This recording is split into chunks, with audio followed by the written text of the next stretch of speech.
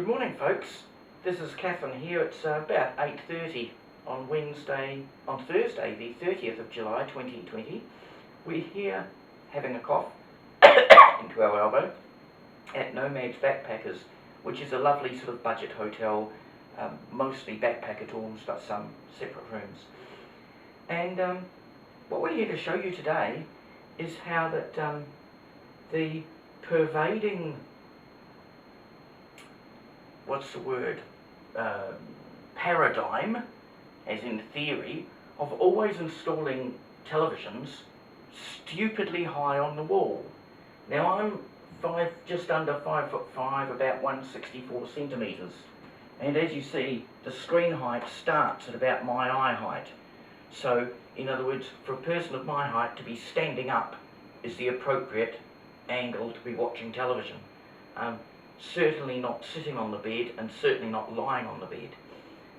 This is simply a removable stand, coat rack, whatever, that could be moved a few inches to or from each side.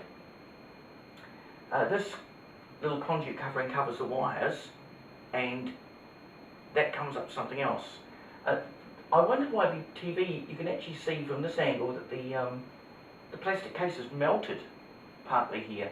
And I noticed that the heaters, there's a 30-minute timer switch by the door, but in this room at least that's defective, and you just use the wall switch, which is barely reachable, just up there, and the heater just goes on and stays on.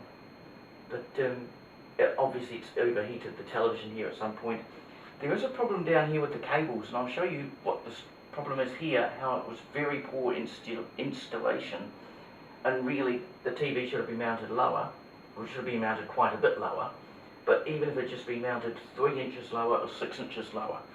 So let's have a look at the cables and see at the problem they've got there.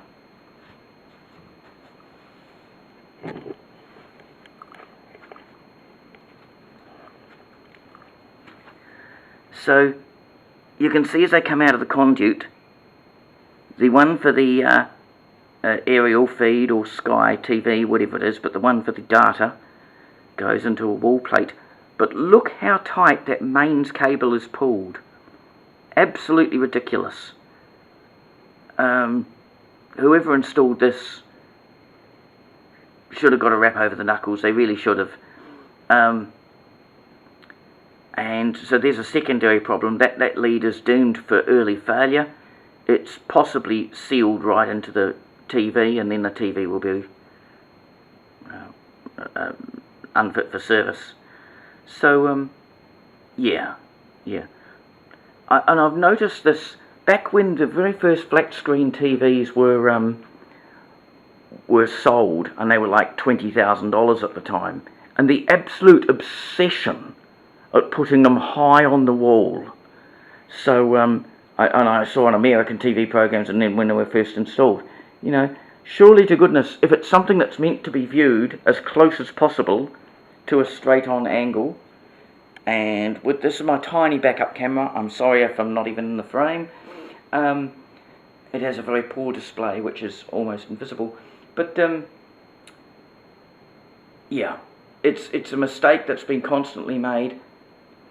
I mean, the world's full of mistakes. Look at 90% of New Zealand's existing housing stock built with sunny bedrooms, meaning that the kitchen, dining and living room lounge gets virtually no sun at all for the entirety of the day, winter or summer.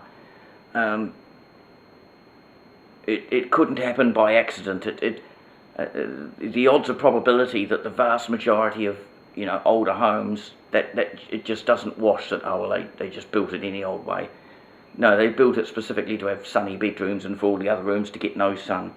But yeah, so there we go. One of the tropes, one of the paradigms that's daft, and it has been since the day these flat screens were invented. Let's put them as high up on the wall as possible. So really, unless you're standing, you don't get a good view of the TV. That's all. Cheerio, folks.